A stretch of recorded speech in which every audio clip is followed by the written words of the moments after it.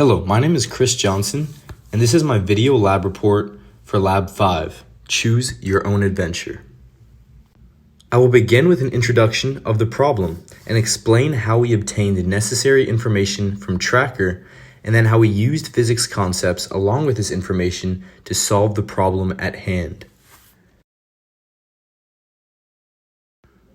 In this report, we will be observing this video and using motion data from the ball to answer the question of whether or not the ball would travel to a home run distance of approximately 100 meters.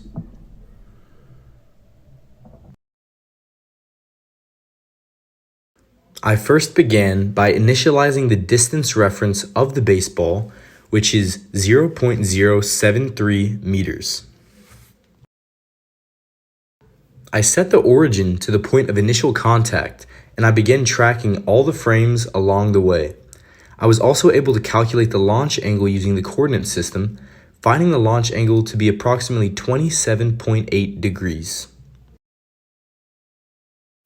Using the given information, I can find the initial velocity of the ball after contact. Using time 0 and time 1, I find the initial velocity of the ball to be 23.7 meters per second.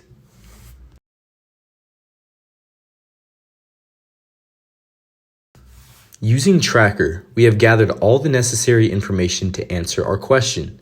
Let's lay out the question.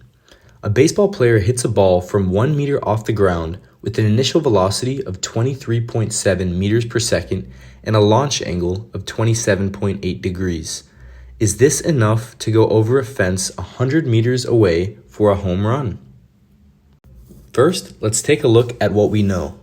The initial velocity is 23.7 meters per second. The launch angle is 27.8 degrees. The initial height is 1 meter, and since we are discussing projectile motion, we know that x, or distance traveled in the horizontal direction, is equal to initial velocity times the cosine of theta times time. This equation, as you may recognize as the position update formula, is derived from Newton's second law and can help us solve for unknowns when dealing with systems with constant acceleration. In this scenario, both accelerations are constant in both the x and y directions, so these formulas are able to be used. For the x component, the object starts at the origin, so xi would be 0. Acceleration in the x direction is also 0, which is why the equation for x, or distance, would just be the initial cosine theta times time. Using this same formula for the y component, we can solve for time, thus allowing us to solve our original equation for x. Using those equations, let's solve for time here. The equation used keeps both y initial, because we start off a meter off the ground, as well as keeping the acceleration portion this time, because the ball is facing the constant force of gravity in the negative direction. We know that y final is 0 on the ground, so we can plug that in for y. We plug in initial velocity times sine of the launch angle, as well as 1 for our initial y position.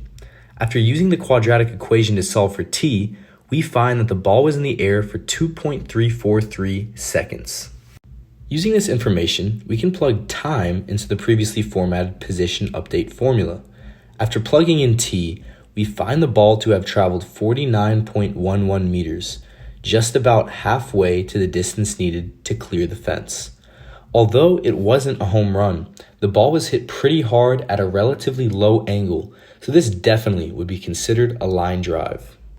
Thank you for watching my video lab report on Lab 5, Choose Your Own Adventure.